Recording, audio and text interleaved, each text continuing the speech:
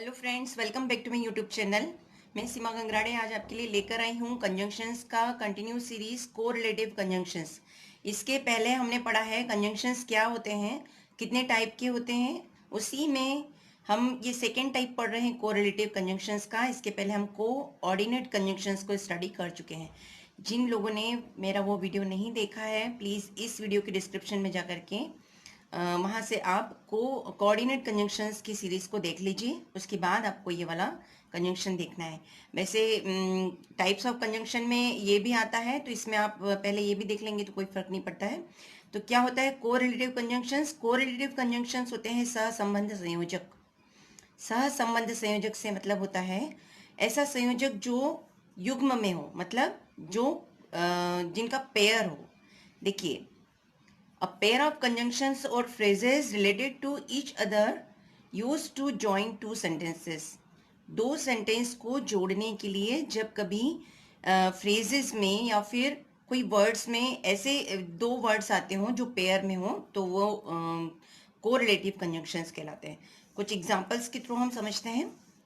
देखिए, ये आपने देखे भी होंगे, आइदर और, नाइदर नॉर, वेदर और, बोथ एंड्स, दो यट। तो ये पेयर्स में आते हैं हमेशा।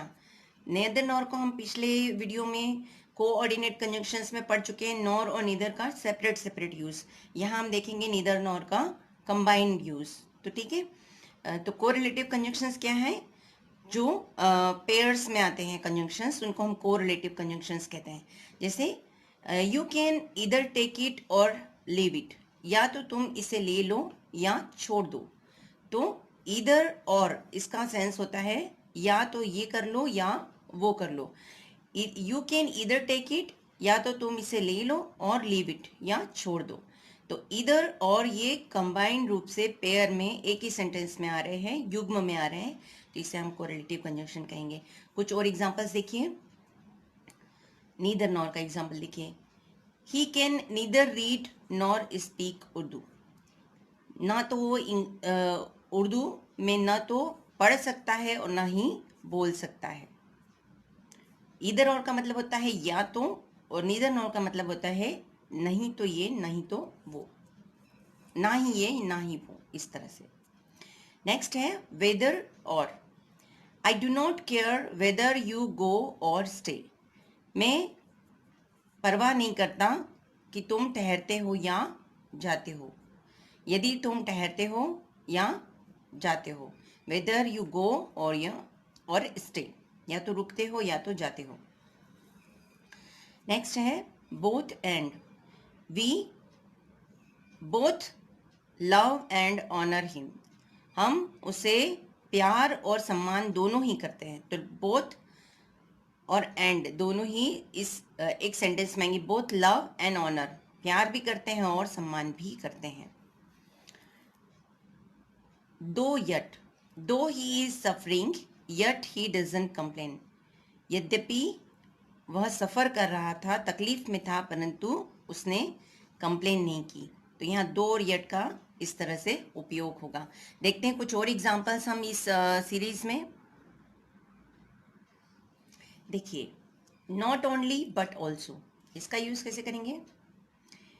He is not only intelligent but also hard working. वह ना सिर्फ, नॉट ओनली का अर्थ होता है ना सिर्फ, वह ना सिर्फ होशियार है बल्कि हार्ड वर्किंग भी है ना, परिश्रमी भी है। बट ऑल्सो, बट ऑल्सो का अर्थ होता है बल्कि। वह ना सिर्फ होशियार है बल्कि हार्ड वर्किंग भी है, इस तरह से। नेक्स्ट देखिए, नो सुनर देन। आप हमेशा ये ध्यान रखिए, जब भी हम नो सुनर का यूज़ करेंगे तो उसके साथ में हमें सेंटेंस में डिड भी यूज़ करना होगा।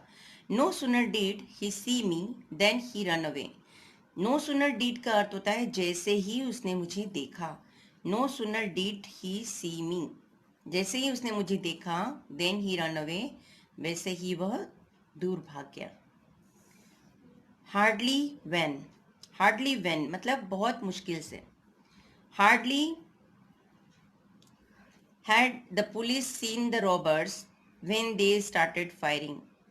मुश्किल से पुलिस ने रॉबर्स को देखा ही था और उन्होंने फायरिंग स्टार्ट कर दी। इस तरह से। तो ये हार्डली का मतलब होता है बहुत मुश्किल से, हार्डली के साथ में हमेशा व्हेन यूज होता है। ठीक है, तो ये थे हमारे कुछ कोरिलेटिव कंजंक्शंस। और ध्यान रखेंगे आप, ये बहुत इजी है समझना कि ये हमेशा पेयर्स में आते हैं।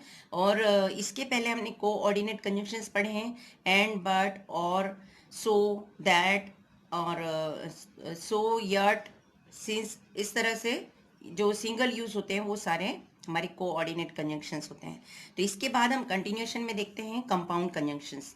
तो क्या डिफरेंस है सब में, और कुछ कंजंक्शंस ऐसे हैं जो आपको ध्यान में भी नहीं होंगे कि हम इन्हें एज अ कंजंक्शन यूज करते हैं।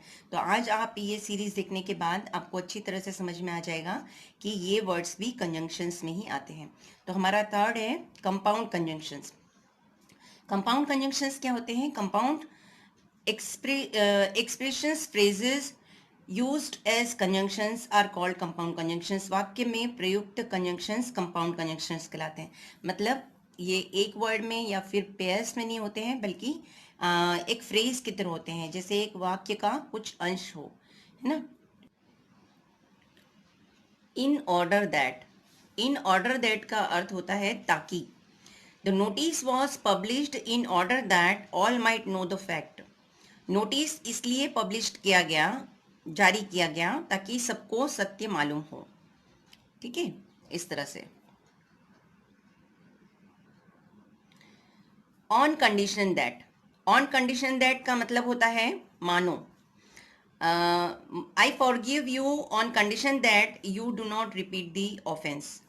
मैं तुम्हें इस कंडीशन पर, इस शर्त पर, कंडीशन का अर्थ होता है शर्त, इस शर्त पर माफ करता हूं कि तुम यह फिर से नहीं करोगे, रिपीट नहीं करोगे।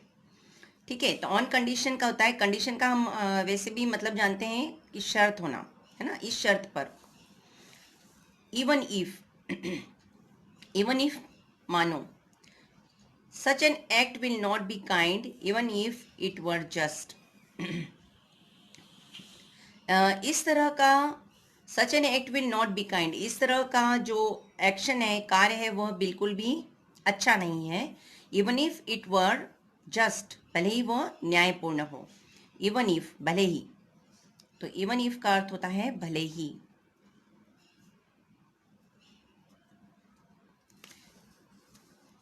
नेक्स्ट है सो दैट। इसका यूज आपने बहुत बार देखा होगा। He saved some bread so that he should not go hungry next day. So that का अर्थ होता है ताकि। उसने कुछ ब्रेड्स बचा ली, सेव कर ली, ताकि वह ही should not go hungry next day, दूसरे दिन वह भूखा ना रहे। Provided that. प्रोवाइडेड दैट का अर्थ होता है प्रदान करना। यू कैन बरो the books provided that you return it सून। जो बुक्स तुम्हें प्रदान की गई थी या उधार दी गई थी, उसे तुम जल्द ही वापस करो, इस तरह से। एज दो। एज दो का अर्थ होता है मानो।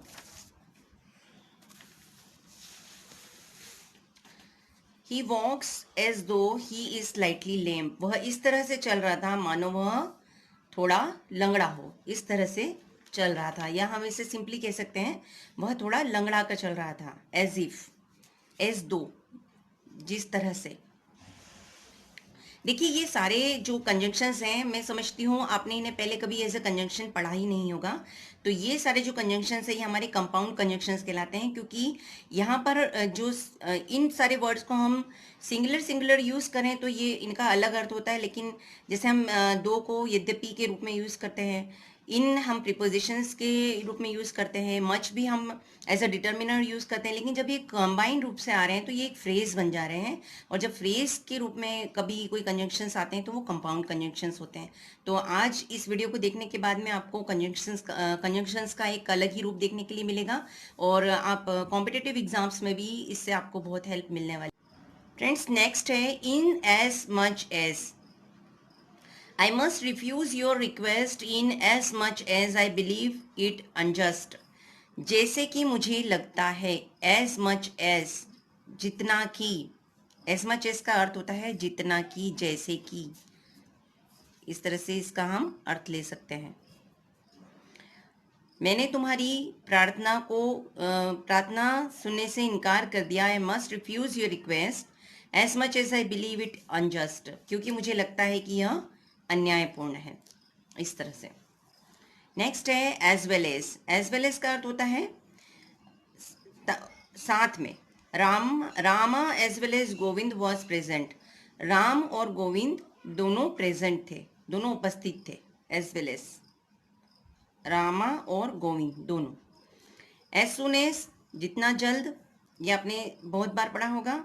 ही took off his coat as soon as he entered the house. उसने घर में प्रवेश करते ही अपना कोट निकाल दिया, या फिर जैसे ही वह घर में प्रवेश हुआ उसने अपना कोट निकाल दिया। एज सुन एज का अर्थ होता है जैसे ही।